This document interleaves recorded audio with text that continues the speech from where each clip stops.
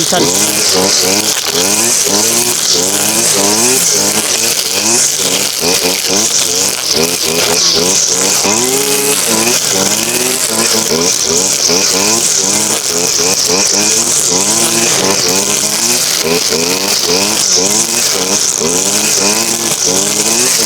Ayun mga kabayan, no? Nakapag ano naman tayo, nakapag mawil na naman tayo dito sa ating durian. Ito, puyat ito. Ayan, no? May kanupi na. Ayan, magandang hapon. Andito naman tayo, tanghali tayo ngayon. Tapos tayo tanghalian.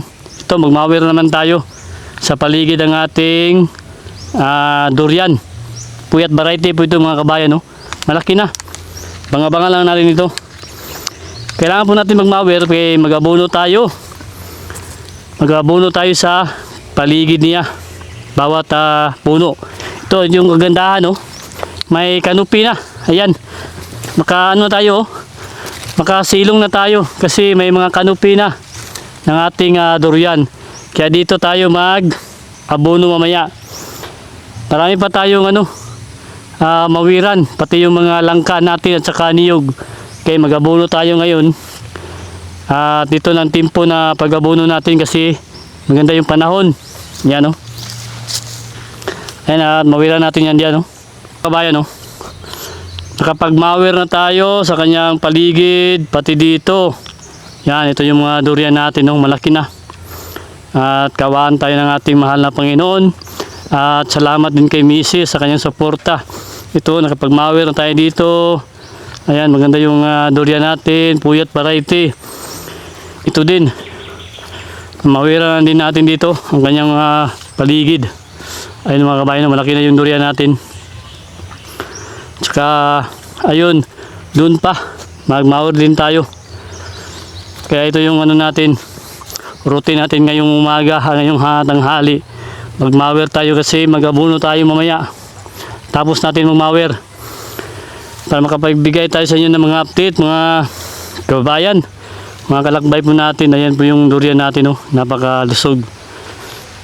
Okay, tuloy tayo sa pag-ano natin, mawir. Ayan po yun, no? Ayan, malaki na yung mga durian natin mga kabayan. Mag 3 years and a half na ito. Abangan na natin ito sa kanyang pagbunga. Ayan mga kabayan, no? Malaki na yung natin, no? Yung durian natin, pwede natin makitan, no? Yung mga sanga niya. Yan. Pwede na tayo makakyat. Mga kabayan, no? Ang lusog ng ating durian puyat. Ayan. Ay, mag 3 years and a half na ito. Yan, no? Maganda yung kanupi niya. Kaya magdandahan tayo magmawir kasi mag-abono tayo mamaya. Sarap yakapin yung natin mga tanim. Yan, salamat kay Mrs. Ayan, magpasilong muna tayo sa saglit. Kasi magano naman tayo dyan, no? Magmawir naman tayo mga kabayan. Maganda na kasi, oh. Ayan, may silungan na tayo sa ating durian. Ayan, oh, kasi may mga kanupi na. Ito yung kagandahan. Ayan, oh. Abang-abangan natin ito sa pagbunga mga kabayan. Kasi kunting panahon na lang at makapagbigay na ng bunga. Ito, maraming salamat sa mahal na Panginoon natin. Binigyan tayo ng malakas na pangangatawan at kay Mrs. sa kanyang suporta dito sa ating farming. Ayan, magano naman tayo, nakapagmawir na tayo sa paligid, kaya magano naman tayo dyan, no? Marami pa tayong mawiran, pati yung mga langka natin at saka ibyark na langka at saka rambutan, niyog, kasi magabuno tayo. Yan, thank you, yan, no? Malaki na yung natin durian. Ayan mga kabayan, no? Yan, ganda. Ganda na kanyang mga dahon. Nag-blasting na naman yung durian natin. Ayan, no? Ayan, nakapag na tayo. Nakapag mawir na sa kanyang paligid. Abono na lang tayo mamaya. Ayan, no? Ganda. Ganda ng kanyang mga dahon mga kabayan. Ayan, no? Nagdagdag ng dahon. Ayan, no? Ganda. At nag-invest din tayo ng takunan dwarf para madali tayo makuha ng butong Ito mga kabayan, nakapag-mower na tayo sa kanyang paligid. Ayan. At saka dito naman tayo. Ayan o. Ayan. Mawiran natin yan, okay o. Damo. Mabilis yung damo ngayon magsibol kasi palaging umuulan. Saka ito, maganda na yung dahon. Klaseng na naman yung durian natin mga kabayan. Ayan o. Ayan. Kaya ito. Ito tayo sa kabila. Ayan mga kabayan. Mawir naman tayo.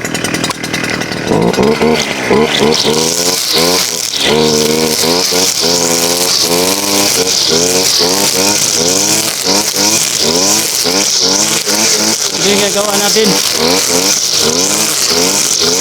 para malinis yung puno ng ating durian.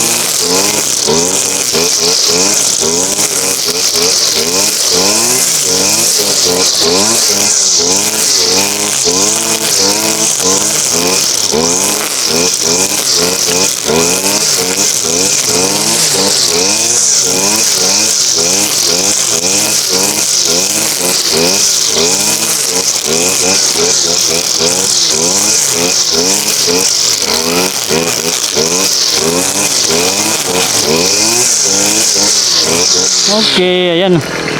Ganun lang.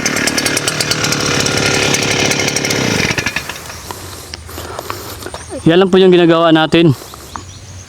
Ang paligid niya, ayan, malinis na para makapag-abono tayo mga kabayan.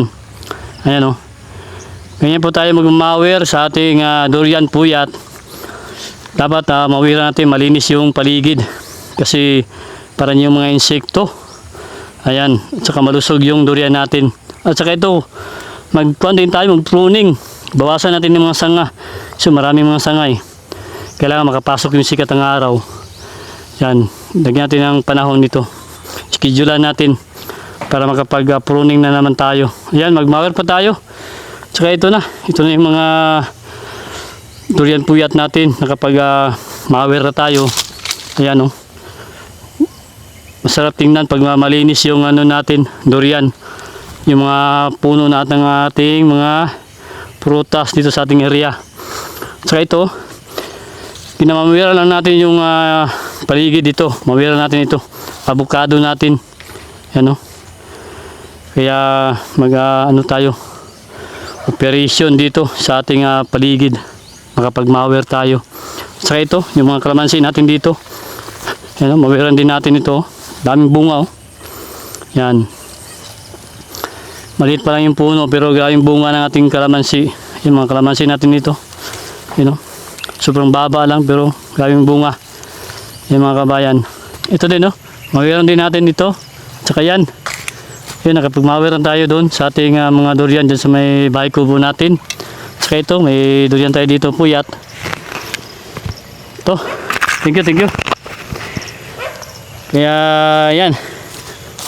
Mower tayo para malinis yung ating mga durian. Ito yung importante sa ating mga tanim.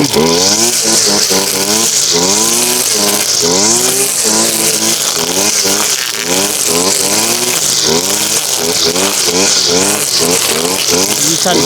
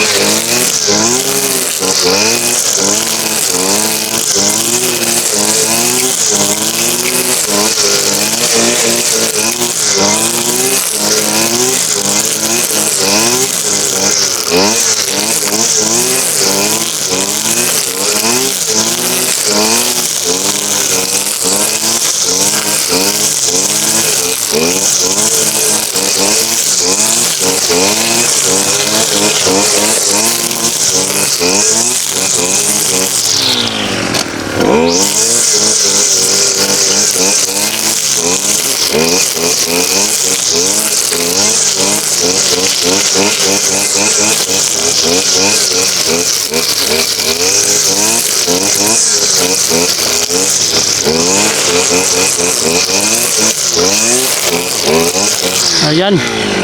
Tingnan na.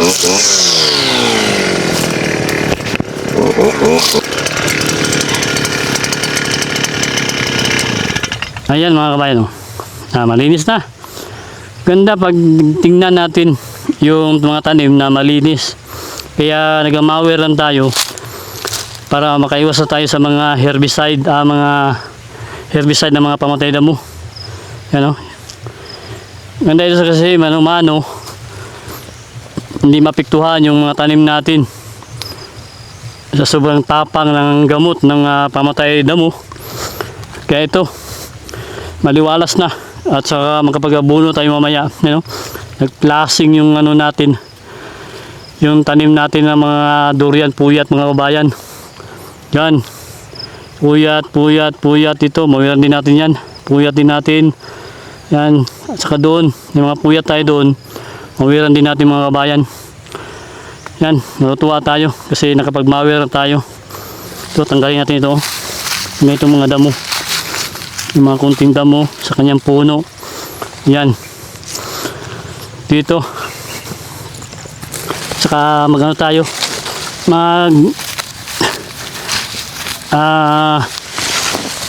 pruning tayo next week. Ayan, saka doon yung natin i-biark. Ayan, mawiran din natin i-biark natin para makabuno tayo mamaya.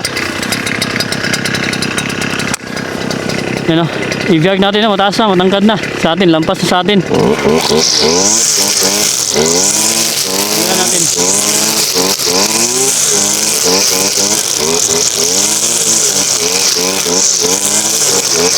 Para mabuno tayo mamaya.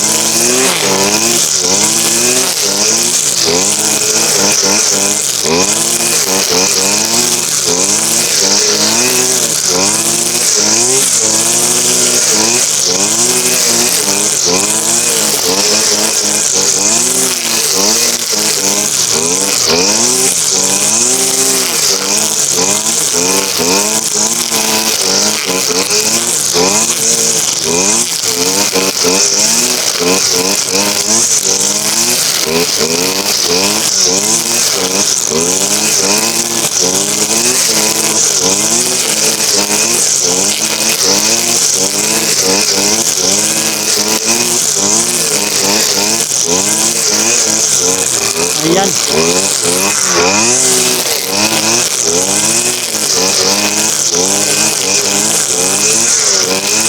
Ito.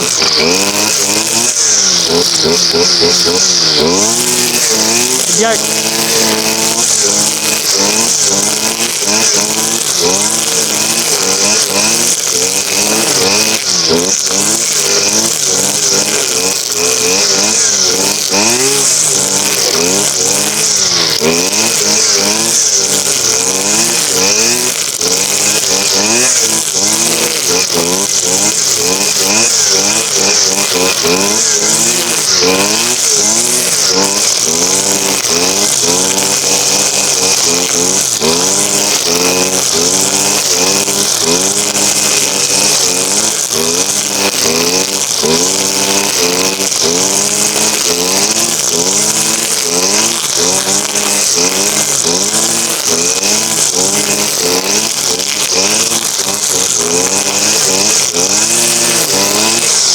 Ayan, oh. Okay. At sa mawira natin yung langka natin. Ayan mga kabayan, oh. Natutuwa tayo. Si malaki na yung i-arc natin. Ayan, oh. Ayan lang. Kasi magabuno tayo mamaya. Oh. Lampas na sa atin. Nakakatuwa lang mga kabayan. Mag 7 months pa lang ito, oh. Pero lampas na sa atin yung puno ng ating durian. Langka. Ibiyak nito mga kabayan. So ito, pwede na tayo may canopy na. Pwede na tayo magpasilong, oh. Pag mainit ang panahon. Ayan, oh. Nakakatuwa lang. Meron ng canopy mga kabayan. Saka yun, oh. Magmawer pa tayo ng ating mga langka na ibiyak. Ayan, masaya na tayo. Tuwa tayo kasi ito yung mga tanim natin. At balang araw mapakinabangan din natin. Tiis-tiisan tayo.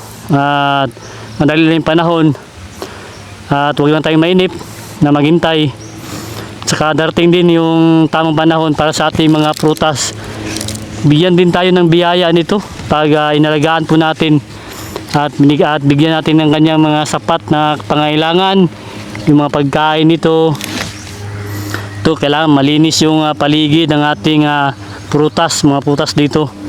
Ito talaga yung buhay ng farmers at kailangan maging matiisin ka at alam na natin yung mga mangyayari sa ating paligid, sa ating mga tanim, sa ating area. Handang-handa na tayo kung ano yung mangyayari at alam po natin na ito yung mga pagsisikap natin ay mabibiyaan din tayo ng magandang bunga, magandang ani, magandang harvest. Basta't at may tiwala lang po tayo sa ating kagustuhan at paniwala sa ating mahal nating Panginoon. Ito, binigyan tayo ng malakas na pangangatawan at salamat din kay Mrs. sa kanyang suporta dito sa ating farming. Ayan mga kabayan, no? Ito, di natin nakalain na ganito na kalaki yung ano natin, no? Langka. Yan. 7 months pa lang ito pero no, ang bilis lumaki. Yan, thank you. Tsaka mag-abono tayo mamaya. Ayan, happy farming. Ayan, oh, sarap yakapin yung tanim natin. Happy farming mga kabayan. Tuloy-tuloy lang sa ating pagtatanim.